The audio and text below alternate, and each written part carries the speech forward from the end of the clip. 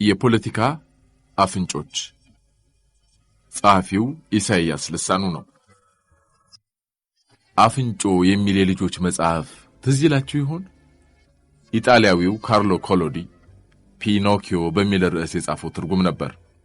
በእንጨት የተቀረጸው አሻንጉሊት በዋሸ ቁጥር አፍንጫው የረዘመ የሚሄድበት ታሪክ የተጠነጠነበት ነው። አንድ ነገር አሳቀኝ። በዓለም ላይ በስልጣን ላይ ያሉ ሰዎች በዋሹ ቁጥር አፍንጫቸው ቢረዝም በተለይ የአፍሪካ መሪዎቻችን ምን ይውጣቸው ነበር? መላወሻ መሬት አይደለም በተንፈሻ ቀዳዳ በምድሪቱ ባልኖረ ባይ ነኝ። ነገር ለማዋዛት እንዲሁ በአንዳንድ ምሳሌ እስኪ ላንሳው። ቴሌቪዥን ፊት ለፊት ተቀምጦ ያፈጠጠ ባል ከጀርባው እርር ኩምተር ያለች ሚስት አለች። ከኩችናው መጥበሻ አንስታ ጥርሷን ነክሳ እየተንደረደረች ትመጣለች ወደ እርሱ አቅጣጫ። እንዴ ምን ተፈጠረ? በላይ ላይ ሲጨፈርብኝ ኖሯልና እንዴች ነችና መጥበሻውን ካናቱ ላይ ልታሳርፈው እየተገበዘችበት ነው። ከኪስ ውስጥ ሜሪ የሚል ስም የተጻፈበት ወረቀት አግኝቻለሁ። ሜሪ ማናት እንዴ? ሜሪማ ፈረስ ናታ እንዴ? ቆይ ባለፈው የፈረስ እሽቅድድም በሄድኩበት ጊዜ የተወዳደርኩበት ፈረስ አለ። ይቅርታ አለ አይደለም አለች። በጣም ወዳታለሁ አላልኩሽም? እሷ ሜሪ ናት፣ የፈረስ ስም ነው በቃ። ብቻ ወዲያ ወዲህ ብሎ ሚስቱን ያበርዳታል።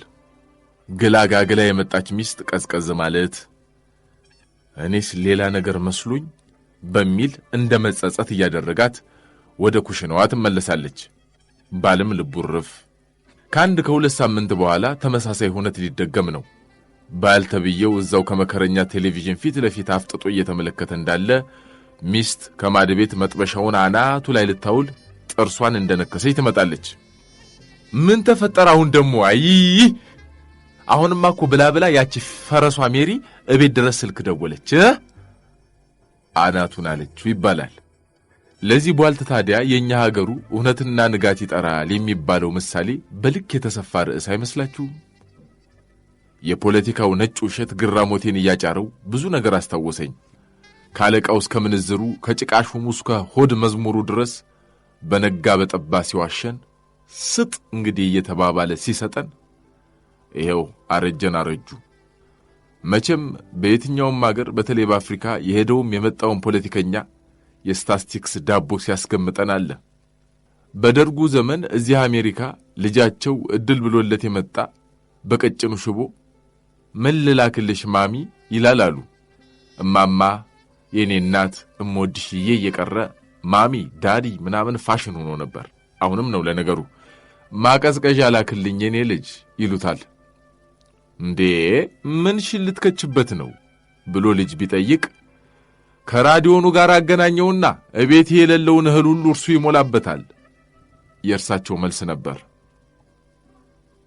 ቆይ ግን እኔ የምለው ውሸቱን የሚደጋግም ሰው የመጀመሪያው ቀን እንጂ ከዛ በኋላ እውነት ነው ብሎ የገዛ ውሸቱን ያምን ይመስለኛል። እኔ ሳስበው አንድ በበረሃ ውስጥ የሚጓዝ መንገደኛ በተቃራኒ አቅጣጫ ለሚመጡት ተጓዦች ወደ መጣበት አሻግሮ እያመለከተ ከዛች ከተማ ወተት በነጻ ይታደላል ብሎ ይዋሻቸዋል አሉ።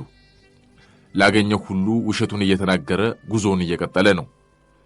ከበርካታ ሰዓታት በኋላ እርሱ ወደ አመለከተው አቅጣጫ ህዝቡ ይጎርፍ ጀመር። እየተቻኮሉ ከሚሄዱት ተጓዦች ዘንድ ተጠግቶ ወዴት እየሄዳችሁ ነው ብሎ ይጠይቃል። አሻግረው እያሳዩት ከዛች ከተማ ስጋ በነጻ ይታደላል ሲሉት እርሱም ተመልሶ ወደ አመለከተው አቅጣጫ መጓዝ ጀመረ። ውሸት ፈጣንና ስትጓዝ ማርክ ትዊን መሰለኝ። እውነት ገና ሱሪዋን ስታጠልቅ ውሸት ዓለምን 6 ይዞራ ትመጣለች አለው። አንድ ውለታ ልጠይቃችሁ። ተቸጋግራችሁም ቢሆን ከአንድ የፖለቲካ ስብሰባ ዘንድ ሄዱማ። በተለይ ደግሞ ሪፖርት የሚቀርብበት ከተባለ ቢሰለቻችሁም አድምጡት። የዛሬውን ስብሰባ ልዩ የሚያደርገው ተብሎ ነው የሚጀመረው። ከፈለጉ እርሶ እኔ ስላለሁ ነው ብለው ራስዎን ይጨምሩበት እንጂ ሰብሳቢዎቹ ላለፉት 20 እና 30 ዓመታት ይሄንኑ ሲሉት ነው የኖሩት። ደግ ልዩም ስብሰባ ይሁን የተሰራውን የሥራ ሪፖርት ሲሰሙ ሥራ የሚለው ቃል ትርጉሙ ወይ ተቀይሯል ወይም አልገባኝም እንደሚሉ ገምታለሁ። ዋናው ነገር ደግሞ በቃ ስጥ እንግዲህ ውሸት ነው። የፈረደብን ደግሞ ህዝብ የምንባለው አለን። በቃ ሁሉም ኪሱ እንዳስቀመጠው ሳንቲም ዝም ብሎ ይዘገነናል። ህዝቡ ከጎናችን በመሆኑ ህዝቡና እኛ በመተባበር ከህዝቡ ጋር በመሰለፍ ይባልልኛል። አንድ ማቃቸው ትልቅ ሴትዮ ነበሩ። ህዝቡ ከጎናችን በመሆኑ ሲሉ ኧረ እንደው ጎኔው ለቂሉ ነበር። ምን ታዘብክ በሉኝ። ውሸት ስንሰማ በቃን የማንል ሰዎች አንዳንዱ ምን አለ መሰላችሁ፣ ኳሷን ይዤ ሽቅብ ወደ ላይ በጣም በቃ ድም አድርጌ ነርቼ ለግቼ ቤቴ ገብቼ በቃ ምሳ በልቼ ቡና ካቦል ጀምሬ በረካክትሜ ስወጣ በጣም ይገርማችኋል ያቺ የለጓት ኳስ ቁልቁል ስመጣ አገኘኋት። እንዲህ ብሎ የዋሸ ሰው አውቃለሁ።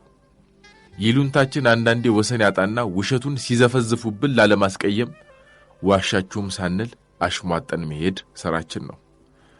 ብሎ ሀገርን ያህል እጃቸው ላይ የወደቀላቸውም ነጩን ውሸት እንደ ጎመን ይቀረድዱት ጀምረዋል።